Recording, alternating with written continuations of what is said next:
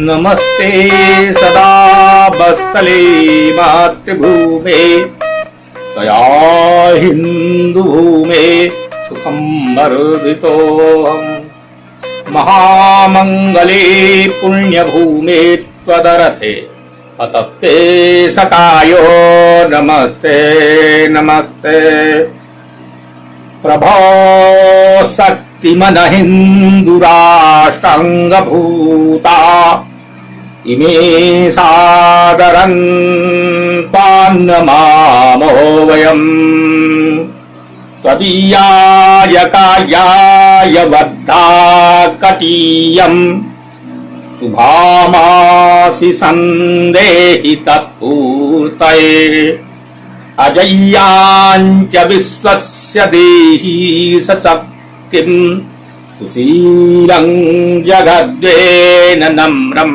भवेत् सुतं चैव यत्कण्टकाकीर्णमार्गम् स्वयं स्वीकृतन्नः सुगङ्कारयेत्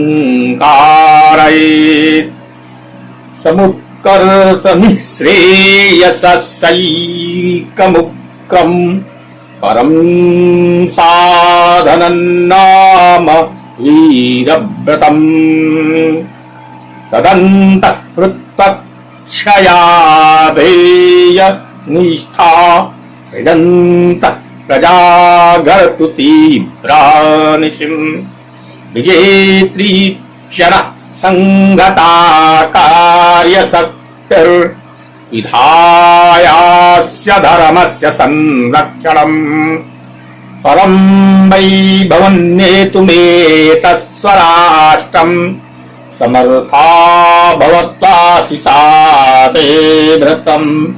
भारत माता की जय। जो तृतीय सरसंघ चालक बनी और डॉक्टर साहब 21/4/1940 को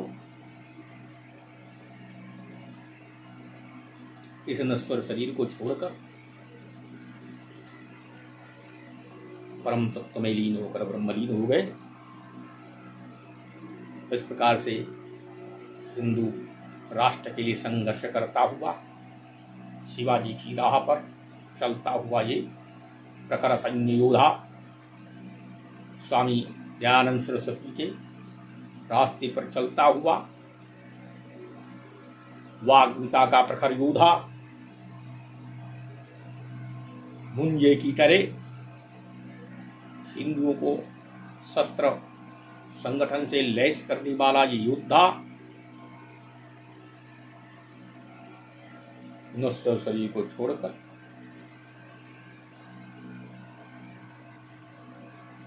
अपने परमतत्व अर्थात ब्रह्म में लीन हो गया और शरीर त्याग किया लौकिक कृत्य के लिए। जिस जगह डॉक्टर साहब की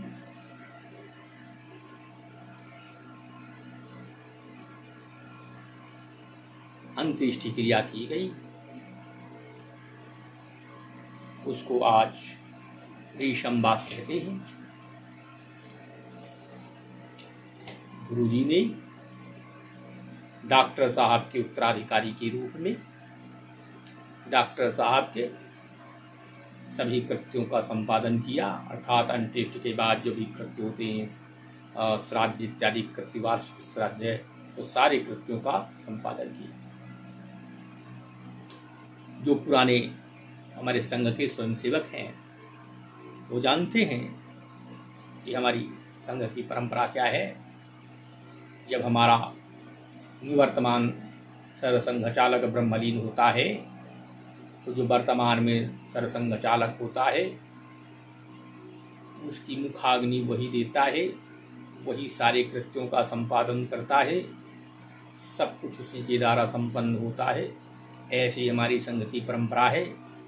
पुराने लोग जानते हैं, जो नहीं जानते हैं वो इस चीज को जान लें कि निवर्तमान सरसंघ चालक की अंत्येष्टि क्रिया वर्तमान सरसंघ चालक करेगा। इस प्रकार गृहस्थ का अंत्येष्टि कृत्य उसके उत्तराधिकारी उत्तराधिक करते हैं, उसी प्रकार से संघ के सरसंघ चालक का अंतिम कृत्य उसके उत्तराधिकारी करेंगे। ये भी डॉक्टर साहब ने सन्यासियों से सीखा। इस प्रकार सन्यासियों में जो महंत का उत्तराधिकारी होता है वो उसके समस्त कृत्यों का निर्वहन करता है, शरीर के सारे संस्कारों का निष्पादन करता है और महंती संभालता है, दायित्व से। और इस प्रकार से डॉक्टर साहब के पार्थिव शरीर की अंत्येष्टि क्रिया रेशमबाग में पूज्य गुरु जी के द्वारा संपादित की गई। यद्यपि उन्होंने नश्वर शरीर छोड़ दिया था, पर डॉक्टर साहब आज भी हम लोगों के प्रेरणा स्वरूप हैं। जहाँ संगठन की बात आती है तहाँ डॉक्टर साहब हैं, जहाँ हिंदू चेतना की बात आती है वहाँ डॉक्टर साहब हैं, जहाँ त्याग की बात आती वहाँ डॉक्टर साहब हैं। वो कहीं नहीं गए हैं, आज भी जन जन में वही विद्यमान हैं, हम लोगों के लिए प्रेरणा स्वरूप हैं। और प्रेरणा के लिए ही लोगों को डॉक्टर साहब से प्रेरणा मिलती रहे, इसलिए प्रेरणा के लिए इनकी आज भी समाधि सृजित की गई। यह स्थान रेशमबाग कहलाता है।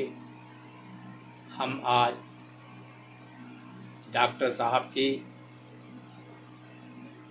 चरणों में एक हिंदू योद्धा के रूप में नमन करते हैं, एक स्वतंत्रता सेनानी के रूप में नमन करते हैं, एक कर्मयोगी के रूप में नमन करते हैं,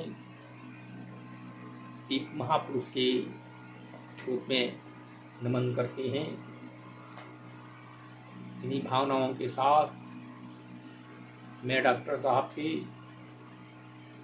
जीवन वृत्त को संक्षेप में कह रहा हूँ। जिनको विस्तार से जानने की कामना हो वो नागपुर जा करके रेशमबाग के नेशनल आर्काइव में देख सकते हैं, अध्ययन कर सकते हैं। मुझे इतना ही ज्ञान है जो मैंने आप लोगों के सामने रखा। अब हम पुनः प्रार्थना के विषय में आते हैं।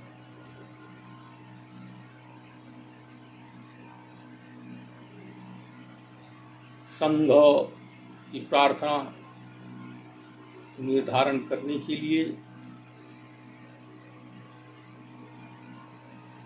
एक बैठक हुई।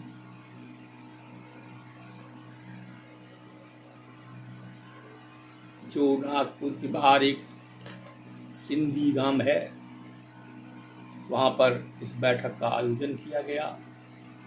इसमें संघ की अनेक महान विभूतियाँ जुड़ी। उनमें से स्वयं आद्य सरसंघ चालक श्रद्धेय डॉक्टर साहब, माननीय देवरस जी, अप्पाजी जोशी आदि अनेक लोग बैठे और विचार किए। मैंने आपको पहले बताया, जब तक नागपुर के अंदर इस संगठन रहा, इसकी प्रार्थना मराठी में गाई जाती थी। मुझको एक बहुत संघ के पुराने लोगों ने मराठी गीत, जो हमारी पुरानी प्रार्थना मराठी में है, उसको सुनाया था, पर मैं मराठी का जानकार न होने के कारण उसको याद नहीं कर पाया। उन्होंने मुझको ये भी बताया था कि संघ के शुरू में जो हमारे श्रद्धेय कार्यकर्ता होते थे, जीवनदानी कार्यकर्ता होते थे। वो एक हनुमान जी की मूर्ति रखते थे और जो संघ के एक कार्य करना चाहते थे उनको हनुमान जी के मूर्ति के आगे शपथ ग्रहण कराते थे और समाज की सेवा के लिए तैयार करते थे। इस प्रकार से संघ का कार्य हमारे पूर्वजों ने धीरे धीरे शुरू किया। कितनी कष्ट के साथ उन लोगों ने कार्य किया होगा ये सोचा ही जा सकता है, कल्पना की जा सकती है, अनुभव नहीं किया जा सकता। शायद आज के प्रचारक वो इस बात को अनुभव ही नहीं कर सके। एक बहुत पुराने कार्यकर्ता सीतापुर के अपने संघ के स्वयंसेवक थे, वृद्ध थे। उन्होंने जो माननीय दज्जू भैया के विषय में बताया, मेरे कान खड़े हो गए।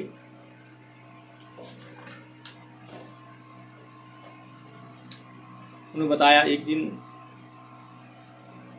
वो भ्रमण पर थे, कई दिन और शाम तक भ्रमण करते ही रहे। उस दिन उनको जलपान करने का भी मौका नहीं मिला। कई घंटे गुजर गए, पूरा दिन गुजर गया।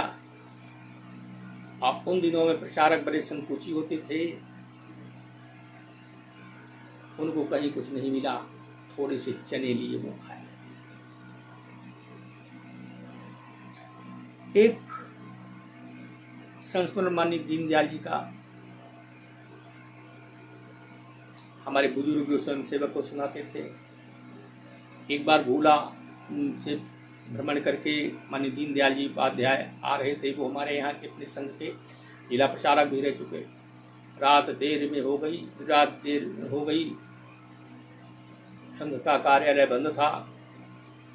गेट पर ही अंगोछा बिछा करके सो गए। जब सवेरे खुला गया, देखा हमारे उपाध्याय जी हैं। उनसे पूछा आप कहाँ थे? भाई मेरा हाथ में आ गया। तो कहते आप जगा लेते। कहीं मैं नींद में दखल क्यों दूं? ऐसे त्यागी तपस्वी प्रचारक, अपने जीवन को राष्ट्र यज्ञ में हुत करने वाली महामनस्वी महातपस्वियों के बल पर ही आज संघ खड़ा है। जो कुछ फल फूल रहा है उन त्यागी तपस्वियों की देन है। ऐसी मेरी विचारधारा है।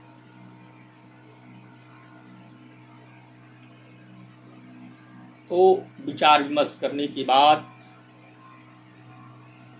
अंत में पाया गया कि अब संघ का स्वरूप राष्ट्रीय हो गया है। इसलिए संस्कृत भाषा में प्रार्थना का निर्माण किया जाए। ये संघ के सभी लोगों में एक सर्वमान्य धारणा बनी और इस काम को करने के लिए पूना के आधिकारिक विद्वान जो संस्कृत भाषा के उद्भट ज्ञाता थे, शास्त्रज्ञ थे, श्री नरहर नारायण भिड़े जी को दिया गया कि आप एक उत्तरदायित्व का निर्वहन करें। आज वर्तमान समय में जो प्रार्थना गाई जाती है उसका स्वर माननीय यादवराव जोशी ने दिया। कहाँ पर स्वर का किस प्रकार से उतार चढ़ाव करना है, माननीय यादवराव जोशी की देन है। जो आज हम नमस्ते सदा वत्सले मातृभूमि गाते हैं वो माननीय नरहरि नारायण भिड़े जी का देन है। मैं उनको नमन करता हूँ, वंदन करता हूँ। दोनों बंधुओं को, माननीय जोशी जी को, माननीय भिड़े जी को। अब हम प्रार्थना के स्वरूप पर विचार करते हैं। वर्तमान प्रार्थना में 3 श्लोक हैं। पहला श्लोक भुजंग प्रयात और शेष 2 श्लोक मेघ निर्घोष छंद हैं। तो तीनों श्लोकों में 2 छंद हैं, एक भुजंग प्रयात और दूसरा मेघ निर्घोष छंद। 3 श्लोकों में कुल 12 पंक्तियां हैं और भारत माँ की जय को अगर बुला मान लिया जाए तो 13 पंक्तियां होती हैं। गायन के दृष्टिकोण से 21 पंक्तियां होती हैं और इसमें फिर भारत को और फिर इसमें भारत माँ की जय को जोड़ लिया जाए तो 22 पंक्तियां होती हैं। इस प्रकार से इस संघ की प्रार्थना को भारत के अनेक प्रसिद्ध नृत्यों में गायन करके मंचन किया गया और इस प्रार्थना को सबसे पहले 23 अप्रैल 1940 को पुणे के संघ शिक्षा वर्ग में गाया गया। ये मैंने आपको प्रार्थना का इतिहास रखा, प्रार्थना किन स्थितियों बनी उसके विषय में बताया, डॉक्टर साहब के जीवन वृत्त के विषय में कुछ बताया और आगे हम प्रार्थना के रूप में विचार करेंगे और प्रत्येक श्लोक पर अपने विचार देंगे हम।